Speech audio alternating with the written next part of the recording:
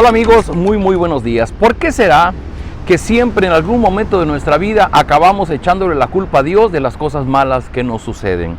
Estamos leyendo la vida del rey Joram, el rey de las tribus del norte de Israel, un hijo de Jeroboam, y que ahora leímos el día de ayer, pues hizo algo bueno, quitó uno de los altares de Baal, pero se aferró a todos los demás pecados que su padre y su madre habían cometido. Y estamos leyendo la historia en donde el rey moabita Mesá se había sublevado. Anteriormente a su padre le pagaba tributos y de pronto se rebeló y dijo: dejo de pagar mi tributo ante el rey de Israel. Así es que ahora Joram invita al rey Josafat, que era el rey de las tribus del sur, de la tribu de Judá, para que vaya con él, armen un ejército, y todavía tienen la idea de pasar por tierras de Edom, que era una nación hermana, para que los acompañara. Entonces van 3 reyes, cada uno con su ejército, van a cruzar el desierto para llegar a pelear contra Moab.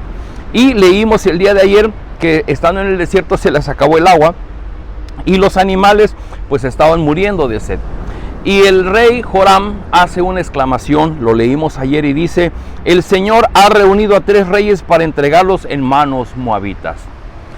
Lo bueno fue que iba Josafat, y Josafat dice: a ver, que no se desesperen, vamos a buscar a un profeta que nos dé palabra de Dios. Y ayer terminamos el versículo 12, donde llegan los 3 reyes a buscar a Eliseo. Leo el versículo 13 al final del capítulo 13 y dice: pero Eliseo le dijo al rey de Israel: ¿qué tengo que ver con usted? Váyase a consultar a los profetas de su padre y su madre. Y el rey de Israel le contestó: no, pues el Señor nos ha reunido a los 3 para entregarnos en manos de los moabitas. Eliseo replicó: le juro que si no fuera por el respeto que le tengo a Josafat, rey de Judá, ni siquiera le daría a usted la cara, tan cierto como que vive el Señor Todopoderoso a quien sirvo. En fin, que me traigan un músico. Mientras el músico tañía el arpa, la mano del Señor vino sobre Eliseo y éste le dijo: así dice el Señor, abran zanjas por todo este valle, pues aunque no vean viento ni lluvia, dice el Señor, este valle se llenará de agua, de modo que podrán beber ustedes y todos sus animales. Esto es poca cosa para el Señor, que además entregará a Moab en manos de ustedes. De hecho, ustedes destruirán todas las ciudades fortificadas y las otras ciudades principales, cortarán los mejores árboles, cegarán los manantiales y sembrarán de piedras los campos fértiles. A la mañana siguiente, a la hora de la ofrenda, toda el área se inundó con el agua que venía de la región de Edom. Ahora bien, cuando los moabitas se enteraron de que los reyes habían salido para atacarlos, movilizaron a todos los que podían servir en el ejército y tomaron posiciones en la frontera. Al levantarse ellos por la mañana, el sol se reflejaba sobre el agua, y a los moabitas les pareció que estaba teñida de sangre. Es sangre de la batalla, exclamaron. Estos reyes deben haber peleado unos contra otros y se han matado. Vamos, Moab, vamos al saqueo. Cuando los moabitas llegaron al campamento de Israel, los israelitas les hicieron frente y los derrotaron. Aquellos se dieron cuenta de la fuga, pero los israelitas los persiguieron y los aniquilaron y destruyeron sus ciudades. Cada uno tiró una piedra en los campos fértiles de Moab hasta llenarlos. Además, cegaron los manantiales y cortaron los mejores árboles. Solo Kir-Hareset quedó en pie, aunque los honderos la cercaron y también lograron conquistarla. Bueno, tenemos una historia en la que Dios le da la victoria a estos 3 reyes frente al rey Moab.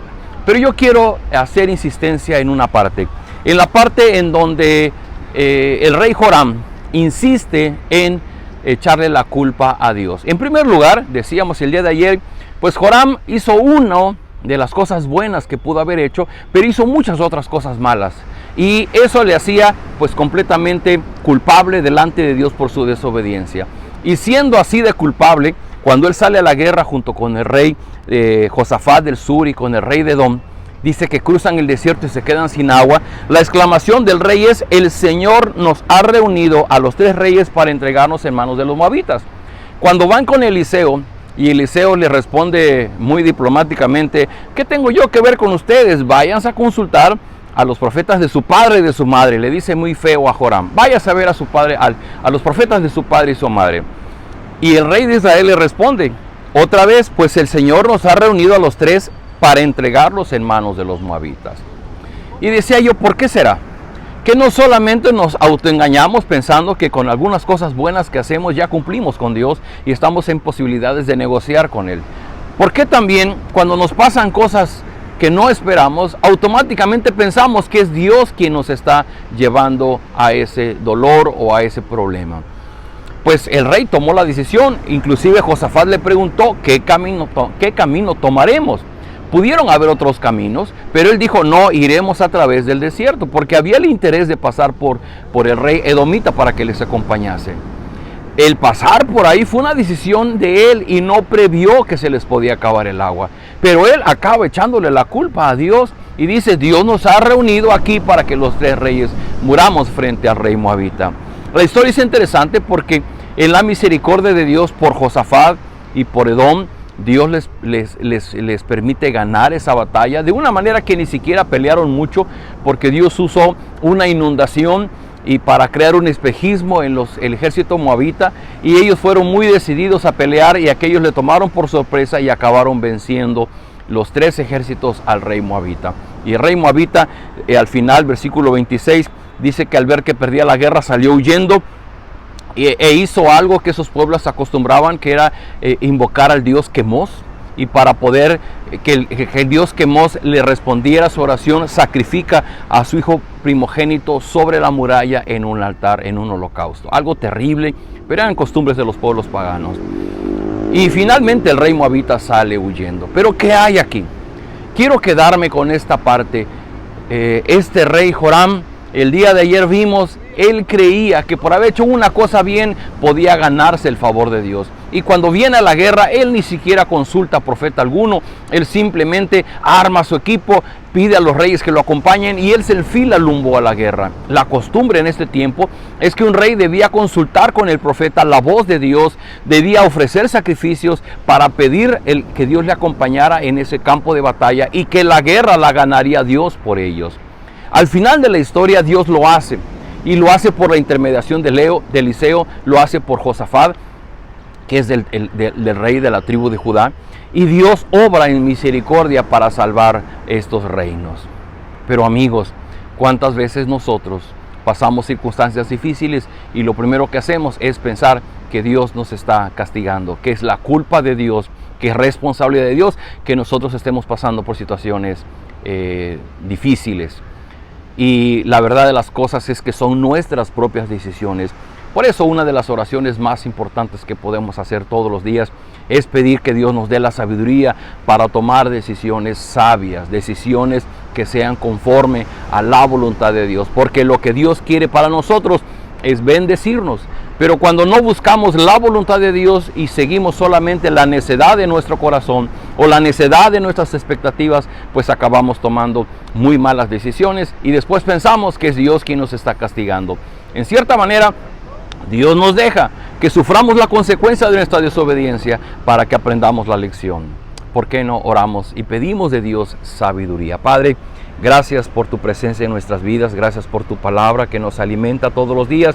Y ahora, Señor, a través de la experiencia que vivió Joram, podemos darnos cuenta que también nosotros en muchas ocasiones, cuando pasamos por pruebas, por problemas, situaciones complicadas, llegamos a pensar que eres tú que nos ha acorralado, que nos está castigando, que nos está aplicando un castigo por aquellas cosas que hacemos mal. La realidad, Señor, es que en muchas ocasiones es nuestra propia desobediencia, nuestras propias malas decisiones, nuestro egoísmo, nuestros malos deseos que nos encausan, que nos llevan a sufrir, a padecer. Hoy, Señor, queremos arrepentirnos delante de ti. Queremos pedirte perdón si en muchas ocasiones ni siquiera hemos orado, ni siquiera hemos buscado tu voluntad, ni siquiera hemos pedido tu bendición ante las cosas que decidimos. Pero hoy, Señor, queremos rogarte que tú nos des sabiduría para tomar sabias decisiones, esas decisiones que son conforme a tu voluntad y que esas decisiones están basadas en los méritos del Señor Jesucristo, que derramó su vida en el Calvario, y oramos en su nombre, rogando de tu misericordia para que tú guíes nuestros pasos y que no acabemos ofendiéndote o desobedeciendo tus mandamientos. Te ruego, Señor, derrama de tu gracia en nuestros corazones, permítenos ver lo que tú ves en nosotros para que podamos arrepentirnos y volvernos a ti. Ayúdanos a vivir agradecidos y en amor a lo que Cristo ha hecho por nosotros. Oramos en el nombre de Jesús. Amén. Queridos amigos, nos vemos el día de mañana.